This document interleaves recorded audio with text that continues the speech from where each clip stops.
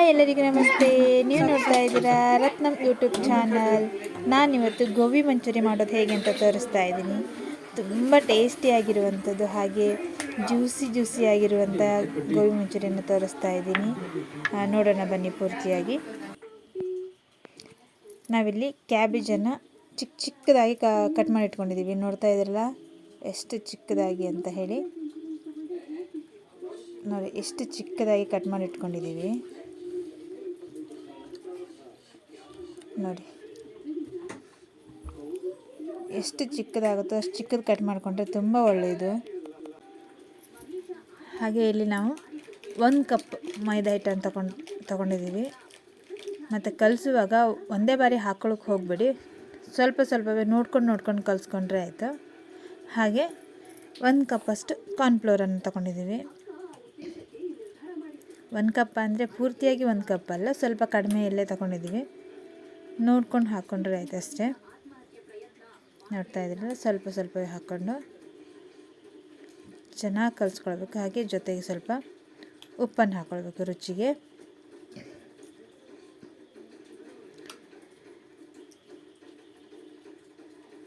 ಯಾರೆಲ್ಲ ನನ್ನ ಚಾನಲ್ನೆಲ್ಲ first time ನೋಡ್ತಾ ಇದ್ದೀರೋ ಸಬ್ಸ್ಕ್ರೈಬ್ ಮಾಡಿ, ಲೈಕ್ ಮಾಡಿ, ಕಮೆಂಟ್ ಮಾಡಿ, ಶೇರ್ ಮಾಡಿ, ಹಾಗೆ ಸಪೋರ್ಟ್ ಮಾಡಿ ಅಂತ ಕೇಳ್ಕೊತೀನಿ. ಈಗ ಸ್ವಲ್ಪ ಕಲ್ಲರಿಗೆ ರೆಡ್ ಕಲರನ್ನು, ಫುಡ್ ಕಲರನ್ನು ಯೂಸ್ ಮಾಡುವ. ಸ್ವಲ್ಪ ಹಾಕ್ಕೊಂಡ್ರೆ ಸಾಕು. ಮತ್ತು ಇದನ್ನು ಕಲಿಸುವಾಗ ಒಂದು ಡ್ರಾಪ್ ನೀರು ಕೂಡ ಹಾಕಲೇಬಾರ್ದು, ಇದರಲ್ಲೇ ಕಲಿಸ್ಕೊಳ್ಬೇಕು. ಕ್ಯಾಬೇಜದಲ್ಲಿ ಏನು ಬಿಡುತ್ತಲ್ಲ ನೀರು, ಅದರಲ್ಲೇ ಇರಬೇಕು. ಚೆನ್ನಾಗಿ ಗಟ್ಟಿಯಾಗಿ ಕಲಿಸ್ಬೇಕು. ಇದನ್ನು ನೋಡ್ತಾ ಇದ್ದೀರಲ್ಲ, ಎಷ್ಟು ಶಕ್ತಿ ಇದೆ ಅಷ್ಟು ಶಕ್ತಿಯನ್ನು ಹಾಕ್ಕೊಂಡು ಚೆನ್ನಾಗಿ ಕಲಿಸ್ಕೊಳ್ಬೇಕು. ನೋಡಿ, ನಾವು ಹೆಂಗೆ ಕಲಿಸ್ತೀವಿ ಅದ್ರ ಮೇಲೆ ನಮಗೆ ಗೊತ್ತಾಗತ್ತೆ, ಅದು ಹದ ಎಲ್ಲ ಗೊತ್ತಾಗತ್ತೆ. ಹಾಗೆ ಉಳಿದ ಹಿಟ್ಟನ್ನು ಹಾಕೊಳ್ತಾ ಇದ್ದೀನಿ ನಾನಿಲ್ಲಿ, ಮೈದಾ ಹಿಟ್ಟನ್ನು. ನೋಡ್ತಾ ಇದ್ದೀರಲ್ಲ, ಹಾಗೆ ಸ್ವಲ್ಪ ಕಾರ್ನ್ಫ್ಲೋರನ್ನು ಹಾಕೊತಾ ಇದ್ದೀವಿ. ನೋಡ್ತಾ ಇದ್ದೀರಾ, ನೀಟಾಗಿ ಕಲಿಸ್ಕೊಳ್ಳಿ ಒಂದ್ಸರಿ. ಕ್ಯಾಬೇಜಲ್ಲಿ ನೀರು ಬಿಡ್ತಾ ಹೋಗುತ್ತೆ, ಹಾಗಾಗಿ ತುಂಬ ಚೆನ್ನಾಗಿ ಬರುತ್ತೆ.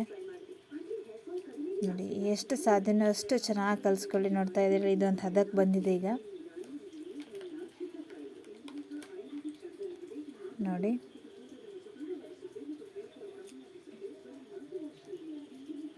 ಕರೆಕ್ಟ್ ಹದದಲ್ಲಿ ಉಂಟಿದೆ. ಈಗ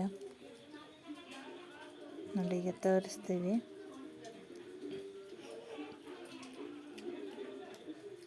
ನನ್ನ ಹಸ್ಬೆಂಡ್ ತುಂಬ ಚೆನ್ನಾಗಿ ಗೋಬಿ ಮಂಚೂರಿ ಮಾಡ್ತಾರೆ.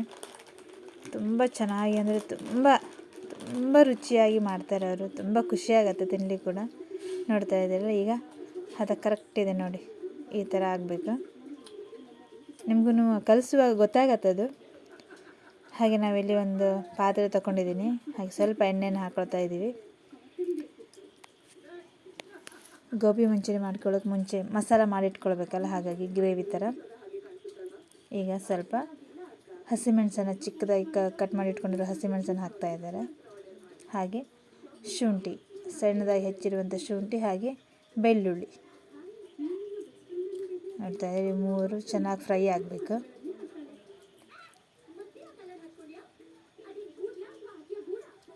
ನೀಟಾಗಿ ಫ್ರೈ ಮಾಡ್ಕೊಳ್ಳಿ. ಇದು ತುಂಬ ಇಂಪಾರ್ಟೆಂಟ್. ಅಂದರೆ ಗೋಬಿ ಮಂಚೂರಿಗೆ ನಾವಿದು ಗ್ರೇವಿ ಥರ ಮಾಡ್ಕೊಳ್ತೀವಲ್ಲ ಮಸಾಲ, ಅದು ತುಂಬ ಇಂಪಾರ್ಟೆಂಟು. ಯಾಕೆಂದರೆ ಟೇಸ್ಟ್ ಕೊಡೋದೇ ಇಲ್ಲಿ. ಈಗ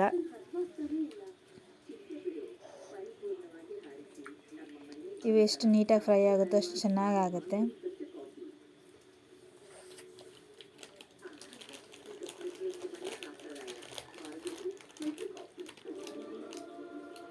ಮತ್ತು ನಾವಿಲ್ಲಿ ಏನು ಟೇಸ್ಟಿಂಗ್ ಪೌಡರ್ ಆ ಥರದಲ್ಲಿ ಏನೂ ಬಳಸ್ತಾ ಇಲ್ಲ, ಮನೆಯಲ್ಲೇ ಮಾಡ್ಕೊಳ್ಳೋದಲ್ಲ. ಹೊರಗಡೆ ತಿಂದರೆ ಟೇಸ್ಟಿಂಗ್ ಪೌಡರ್ ಅದೆಲ್ಲವನ್ನು ಹಾಕಿರ್ತಾರೆ. ನಾವು ಮನೆಯಲ್ಲೇ ಮಾಡ್ಕೊಳ್ಳುವಾಗ ಹೆಲ್ದಿಯಾಗಿರುತ್ತೆ. ನೋಡ್ತಾ ಇದ್ದರೆ ಈಗ ಚೆನ್ನಾಗಿ ಫ್ರೈ ಆಗಿದೆ. ಹಾಗೆ 1 ಗ್ಲಾಸ್ ನೀರನ್ನು ಹಾಕ್ಕೊಳ್ತಾ ಇದ್ದೀವಿ. ನಮ್ಗೆ ಎಷ್ಟು ಬೇಕು ಗ್ರೇವಿ ಥರ ಎಷ್ಟು ಬೇಕೋ ಅಷ್ಟಿಗೆ ನಾವು ನೀರನ್ನು ಹಾಕ್ಕೊಂಡ್ರೆ ಆಯಿತು. ಹಾಗೆ ಅಷ್ಟೇ ಸಾಮಗ್ರಿಗಳನ್ನು ಹಾಕ್ಕೊಂಡ್ರೆ ಆಯಿತು, ಅದಕ್ಕೆ ತಕ್ಕ ಪ್ರಮಾಣದಲ್ಲಿ. ನೋಡ್ತಾ ಇದ್ದರೆ ಸ್ವಲ್ಪ ನೀರನ್ನು ಹಾಕ್ಕೊಂಡ್ರು. ಹಾಗೆ ಈಗ ಉಪ್ಪನ್ನು ಹಾಕ್ಕೊಳ್ತಾ ಇದ್ದೀವಿ.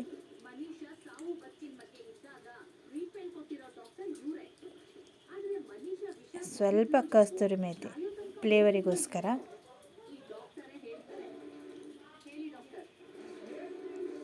ಹಾಗೆ ಖಾರಕ್ಕಿಲ್ಲಿ ಗ್ರೀನ್ ಚಿಲ್ಲಿ ಸಾಸನ್ನು ಬಳಸ್ತಾ ಇದ್ದೀವಿ.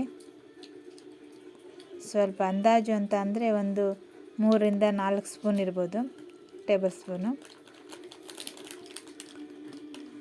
ಹಾಗೆ ಸೋಯಾ ಸಾಸ್ ಒಂದು 3ರಿಂದ 4 ಇದು ಕೂಡ. ಹಾಗೆ ಅದ್ರ ಜೊತೆಯಲ್ಲಿ ಟೊಮೆಟೊ ಸಾಸನ್ನು ಬಳಸ್ತಾ ಇದ್ದೀವಿ. ಇದು ಅಷ್ಟೇ 3ರಿಂದ 4 ಅಥವಾ 5.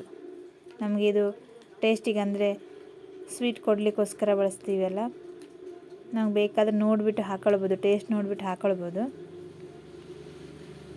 ನೋಡಿ, ಈಗ ಇದು ಚೆನ್ನಾಗಿ ಕುದಿಬೇಕು.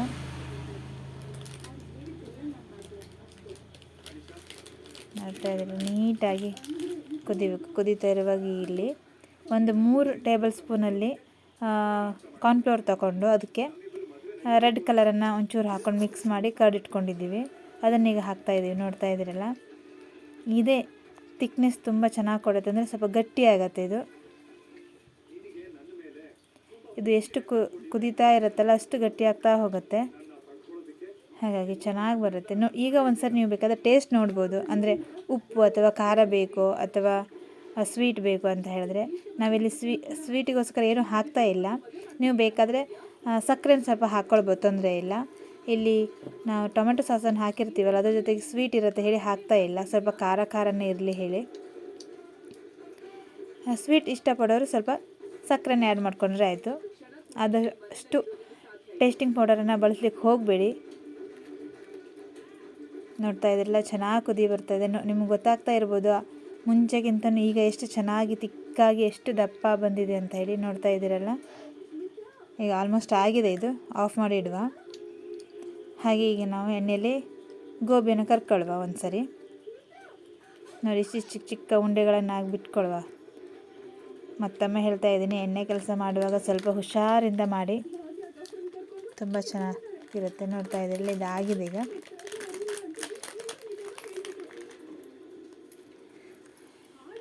ಹವೆಗೆ ಕ್ಯಾಮ್ರಾ ಕಟ್ತಾ ಇದೆ. ನೋಡಿ, ಈ ಥರ ಕಲರ್ ಬಂದ ತಕ್ಷಣ ತೆಗೆದ್ರೆ ಸಾಕಿದ್ದು. ಗೊತ್ತಾಗುತ್ತೆ ನಮಗೆ ಗೋಬಿ ಕಲರ್ ಯಾವ ಥರ ಬರಬೇಕಂತ ಹೇಳಿ. ಸ್ವಲ್ಪ ರೋಸ್ಟ್ ಇದ್ದರೆ ಒಳ್ಳೇದಿದು. ಹಾಗೆ ತೆಕ್ಕೊಂಡಿದ್ದೀವಿ. ಆ ಗ್ರೇವಿನ ಇನ್ನೊಂದು ಸರಿ ಬಿಸಿ ಮಾಡ್ಕೊಂಡೀಗ ತೆಕ್ಕೊಂಡಿರುವ ಗೋಬಿಯನ್ನು ಹಾಕೊಳ್ತಾ ಇದ್ದೀವಿ. ನೋಡಿ, ಚೆನ್ನಾಗಿ ಇದನ್ನು ಕೂಡ ಚೆನ್ನಾಗಿ ಮಿಕ್ಸ್ ಮಾಡ್ಕೊಳ್ಬೇಕು. ನೀಟಾಗಿ ಒಂದ್ಸರಿ ಮಿಕ್ಸ್ ಮಾಡ್ಕೊಳ್ಬೇಕು. ಚೆನ್ನಾಗದು ಏನು ಕರೆದಿದ್ದೀವಲ್ಲ ಅದಕ್ಕೆ ಚೆನ್ನಾಗೆಲ್ಲ ಈ ಗ್ರೇವಿ ಚೆನ್ನಾಗಿ ಹೀರ್ಕೊಳ್ಬೇಕು. ನೋಡ್ತಾ ಇದ್ದೀರಲ್ಲ, ನೋಡಿ ಎಷ್ಟು ಚೆನ್ನಾಗಿ ಕಾಣಿಸ್ತಾ ಉಂಟು ಅಂತ ಹೇಳಿದ್ರೆ, ತುಂಬ ಚೆನ್ನಾಗಿ ಕಾಣಿಸ್ತಾ ಉಂಟು. ತುಂಬ ಖುಷಿಯಾಗತ್ತೆ ನೋಡಲಿಕ್ಕೂ ಕೂಡ. ನೋಡಿ, ಈಗ ಗೋಬಿ ರೆಡಿ. ಇದಕ್ಕೆ ಸ್ವಲ್ಪ ಅಲಂಕಾರಕ್ಕೋಸ್ಕರ ಈಗ ನಾವು ಈರುಳ್ಳಿ ಮತ್ತು ಕೊತ್ತಂಬರಿ ಸೊಪ್ಪು ಹಾಕ್ಲಿಕ್ಕೆ ಉಂಟು. ನೋಡ್ತಾ ಇದ್ದಿಲ್ಲ, ಈರುಳ್ಳಿ ಸ್ವಲ್ಪ ಹಾಕ್ತಾಯಿದ್ದೀನಿ, ಹಾಗೆ ಕೊತ್ತಂಬರಿ ಸೊಪ್ಪು ಮೇಲ್ಗಡೆ ಬೇಕಾದರೆ ಉದುರಿಸ್ಕೊಳ್ಬೋದು. ಸ್ವಲ್ಪ ಈ ಫ್ರೈ ಮಾಡುವಾಗ ಒಂಚೂರು ಕೊನೆಯಲ್ಲಿ ಈ ಥರ ಹಾಕ್ಕೊಂಡು ಒಂದ್ಸರಿ ಚೆನ್ನಾಗಿ ಮಿಕ್ಸ್ ಮಾಡಿಕೊಂಡ್ರೆ ಈರುಳ್ಳಿಗೂ ಎಲ್ಲದಕ್ಕೂ ಈ ಗ್ರೇವಿ ಹೀರ್ಕೊಳ್ಳುತ್ತೆ ಹೇಳಿ ಅಷ್ಟೇ. ನೋಡಿ, ಒಂದ್ಸರಿ ಚೆನ್ನಾಗಿ ಮಿಕ್ಸ್ ಮಾಡಿಕೊಂಡ್ರೆ ತಿನ್ನಲಿಕ್ಕೂ ಕೂಡ ಚೆನ್ನಾಗಿ ಅನಿಸುತ್ತೆ. ಈ ಬಾಯಿಗೆ ಸಿಗತ್ತಲ್ಲ ಈರುಳ್ಳಿ, ಅದು ಕೂಡ ಟೇಸ್ಟಿಯಾಗಿರುತ್ತೆ ಹೇಳಿ. ನೀವು ಬೇಕಾದರೆ ಮೇಲ್ಗಡೆ ಅಷ್ಟೇ ಉದುರಿಸ್ಕೊಂಡ್ರೆ ಸಾಕು, ತೊಂದರೆ ಇಲ್ಲ. ಬಿಸಿ ಮಾಡ್ಕೊಳ್ಬೇಕಂತ ಏನಿಲ್ಲ. ನೋಡಿ, ಈಗ ಗೋಬಿ ಮಂಚೂರಿ ರೆಡಿಯಾಗಿದೆ. ನಿಮಗೂ ಕೂಡ ಈ ರೆಸಿಪಿ ಇಷ್ಟ ಆಗಿದೆ ಅಂತ ಅಂದ್ಕೊಳ್ತೀನಿ. ಇಷ್ಟ ಆದರೆ ಲೈಕ್ ಮಾಡಿ, ಕಮೆಂಟ್ ಮಾಡಿ, ಶೇರ್ ಮಾಡಿ. ಏನಾದರೂ ನನ್ನ ಚಾನಲಲ್ಲಿ ಇಂಪ್ರೂವ್ಮೆಂಟ್ ಬೇಕಿದ್ದರೂ ಕೂಡ ನೀವು ಕಮೆಂಟ್ ಮೂಲಕ ನನಗೆ ತಿಳಿಸಿ. ಪೂರ್ತಿ ವಿಡಿಯೋ ನೋಡಿದ್ದಕ್ಕೆ ಥ್ಯಾಂಕ್ ಯು ಸೋ ಮಚ್.